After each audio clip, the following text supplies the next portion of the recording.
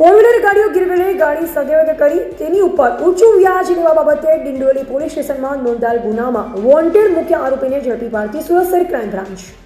Police commissioner Shri Surat શહેરનાઓએ હાલમાં આવનાર ગણેશ ચતુર્થી તહેવાર અનુસંધાને સુરત શહેર વિસ્તારમાં કોઈ અનિચ્છનીય બનાવ ન બને તે હેતુથી ગંભીર પ્રકારના ગુનાઓમાં સંડોવાયેલ ભાગેડુ ગુનેગારો કે જે લાંબા સમયથી પોતાની ધરપકડ ટાળવા સારું નાસ્તા ફરતા હોય તેવા આરોપીને પકડી પાડવા સુરત શહેર વિસ્તારમાં પેટ્રોલિંગ રાખવા ક્રાઇમ બ્રાન્ચ સુરતને સૂચના આપેલ હોય જે અનુસંધાને સંયુક્ત પોલીસ કમિશનર શ્રી ક્રાઇમ નાઓની સૂચના આધારે નાયબ પોલીસ કમિશનર શ્રી ક્રાઇમ નાઓના માર્ગદર્શન હેઠળ police inspector Shri DCB police સ્ટેશનના રાહબારી હેઠળ નાસ્તા ફરતા સ્કોડના પોલીસ સબ ઇન્સ્પેક્ટર શ્રી ટીમના માણસો સાથે વર્કઆઉટમાં હતા।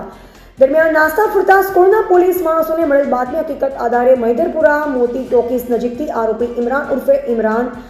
તંબાકુ સન ઓફ ઇન્દ્રીસ હાફિઝ ઉંમર વર્ષ 42 ધંધો ગાડી લે વેચનો રહે 2/3225 સંગ્રામપુરા લુહાર શેરી સુરત શહેરનાને પકડી પાડવામાં આવેલ છે। મજકૂર આરોપી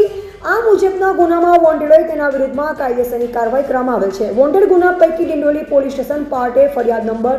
1548/2024 સીપીકો કલમ 384 504 506 114 મુજબ તથા ગુજરાત નાણાં ગીરદાર અધિનિયમ 3340/42 મુજબ ઉપરોક્ત ગુનાના કામે હકીકત એ રીતની છે કે આ કામના ફરિયાદી શ્રી પ્રશાંત રામભૂષણ દુબેને પૈસાની જરૂર પડતા તેનો સંપર્ક આરોપી ઇમરાન તમાકુ અને અનસ સાથે થયેલ હતો, જેને ફોર વ્હીલર ગાડી i20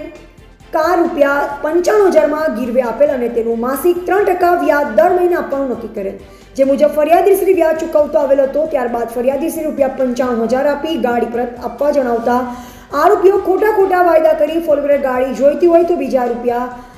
5 લાખ આપવા પડશે તેમ જણાવી ફરિયાદીશ્રીને ગાળો આપી મારવાની ધમકી આપેલ, જેથી ફરિયાદીશ્રીએ તેઓ વિરુદ્ધ ફરિયાદ દાખલ રખાવેલ। ગુનો નોંધાયા બાદ મજકૂર આરોપી પોતાની ધરપકડ ટાળવા નાસ્તો ફરતો હોય મળેલ બાતમી આધારે તેને આજરોજ પકડવામાં આવેલ છે।